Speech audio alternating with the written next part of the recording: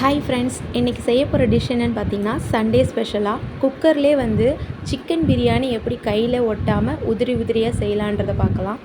இதுக்கு தேவையான பொருள் என்னென்னு பார்த்தீங்கன்னா, ஒரு 1/2 kg சிக்கன் எடுத்துக்கோங்க, 6 வெங்காயம், 3 தக்காளி, 5 பச்சை மிளகா, இஞ்சி பூண்டு பேஸ்ட் ஒரு 1/2 டீஸ்பூன், லெமன், அரிசி, காரத்தூளும் தனியாத்தூளும், புதினாவும் கொத்தமல்லியும் க்ளீன் பண்ணி கழுவி வச்சுருக்கேன்.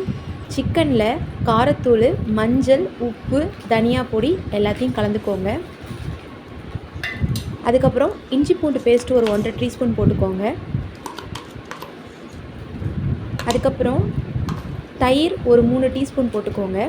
போட்டுக்கிட்டு லெமன் வந்து ஒரு அரை லெமனை வந்து போட்டு நல்லா மிக்ஸ் பண்ணிக்கோங்க. மிக்ஸ் பண்ணி நல்லா பிசைஞ்சு வச்சுக்கோங்க. எப்பயுமே வந்து சிக்கனை விட அரிசி வந்து கம்மியாக இருக்க மாதிரி பார்த்துக்கோங்க. அப்போ தான் வந்து அந்த சிக்கன் பிரியாணிக்கான ஃப்ளேவர் வந்து நல்லாயிருக்கும். தட் மீன்ஸ் ரேஷியோ என்னென்னு பார்த்தீங்கன்னா, இப்போ வந்து 1 கிலோ அரிசினா 1.5 கிலோ சிக்கன் போடுங்க. அப்போ தான் வந்து அந்த ரேஷியோ கரெக்டாக இருக்கும். இப்போ இதை வந்து மூடி வச்சிடலாம். ஒரு அரை மணி நேரம் ஊறட்டும். அதுக்குள்ளே அரிசியை கழுவி எடுத்து வச்சுருக்கேன். நான் வந்து 1 உழக்கு அரிசி எடுத்தேன், 1.5 உழக்கு தண்ணி ஊற்றி ஊற வச்சுருக்கேன். இது ஊறட்டும். குக்கர் எடுத்துக்கிட்டு அதில் வந்து ஒரு 3 டீஸ்பூன் அளவுக்கு எண்ணெய் ஊற்றிக்கோங்க. ஒரு 2 டீஸ்பூன் வந்து நெய் ஊற்றிக்கோங்க.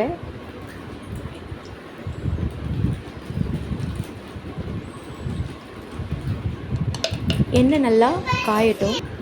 எண்ணெய் நல்லா காஞ்சதுக்கப்புறம் நான் 2 அன்னாச்சி பூ, கிராம்பு, பட்டை, 3 ஏலக்காய், லவங்கம் எல்லாம் எடுத்துருக்கேன்.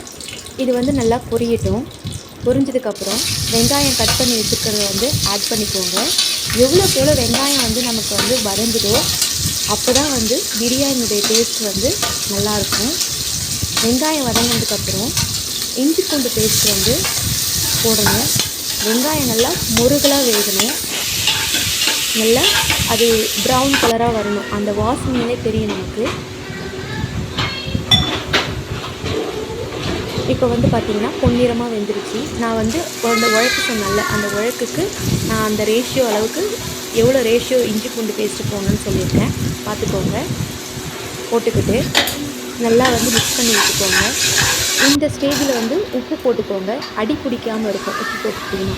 உப்பு போட்டுட்டு தக்காளி, பச்சை மிளகாவை ஆட் பண்ணிவிட்டு அதுக்கப்புறம் புதினா கொத்தமல்லி வந்து ஆட் பண்ணிக்கோங்க. இந்த எல்லாமே வந்து அந்த எண்ணெயிலே வந்து மிக்ஸ் ஆகி நல்லா வேகக்குள்ள டேஸ்ட்டு அந்த ஃப்ளேவர் வந்து நல்லாயிருக்கும். நல்லா வந்து மிக்ஸ் பண்ணி விட்டுக்கோங்க. மிக்ஸ் பண்ணி விட்டுட்டு சிக்கனை வந்து ஆட் பண்ணிக்கோங்க. சிக்கனை ஆட் பண்ணி நல்லா வேகட்டும். அந்த சிக்கனை ஆட் பண்ணி எண்ணெயெல்லாம் பிரிஞ்சு வர வரைக்கும் நல்லா வந்து மிக்ஸ் பண்ணி விட்டுக்கோங்க. மிக்ஸ் பண்ணி நல்லா வந்து ஃப்ரை ஆகட்டும். சிக்கன் எவ்வளோக்கு எவ்வளோ வேகுதோ அந்த இதில் வந்து டேஸ்ட் வந்து இன்னும் கொஞ்சம் கூடவே நல்லாயிருக்கும். சிக்கனை வந்து நல்லா பரட்டி விட்டுக்கோங்க. பரட்டி விட்டு இது நல்லா வேகுது. இப்போ பாருங்கள் சிக்கன் வந்து எப்படி வெந்திருக்குன்ட்டு. இந்த டைமில் வந்து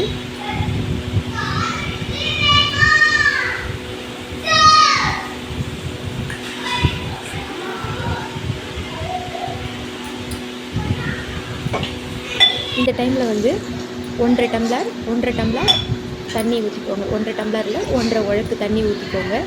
தண்ணி ஊற்றிட்டு நல்லா வந்து மிக்ஸ் பண்ணி விட்டுக்கோங்க. மிக்ஸ் பண்ணி விட்டுட்டு நல்லா வந்து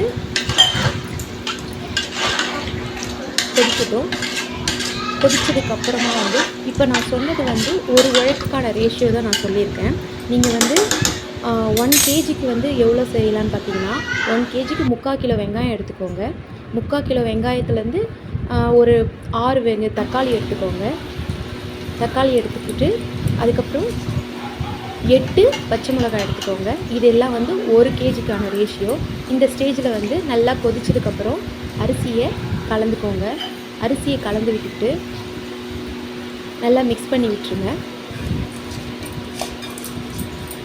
மிக்ஸ் பண்ணி விட்டுட்டு குக்கர் மூடி போட்டு மூடி வச்சுருங்க. நான் இது வந்து குக்கரில் தான் செய்ய போகிறேன். குக்கரில் செஞ்சாலும் நல்லா உதிரி உதிரியாகவே நல்லா கையில் ஓட்டாமல் நல்லாவே இருக்கும். நீங்கள் ட்ரை பண்ணி பாருங்கள். ட்ரை பண்ணி பார்த்துட்டு எப்படி இருக்குன்னு சொல்லுங்கள். இப்போ வந்து இந்த ஸ்டேஜில் குக்கரை குக்கர் மூடியை போட்டு ஒரு நெய் ஊற்றி விட்டுட்டு குக்கர் மூடியை போட்டு மூடிடுங்க. ஒரு 2 விசில் வந்தால் போதும். 2 விசில் வந்துச்சு. ஓப்பன் பண்ணி பாருங்கள். உதிரியான பிரியாணி வந்து ரெடி ஆயிடுச்சு. இது பாருங்கள் எப்படி இருக்குன்னு பாருங்கள். கையில் எடுத்து காமிக்கிறேன். நல்லா உதிரியாகவே இருக்குது. இது அவ்வளோ டேஸ்ட்டாக இருக்கும். நீங்கள் ட்ரை பண்ணி பாருங்கள். ட்ரை பண்ணி பார்த்துட்டு எப்படி இருக்குன்னு எனக்கு கமெண்ட் பண்ணுங்கள். Thank you friends.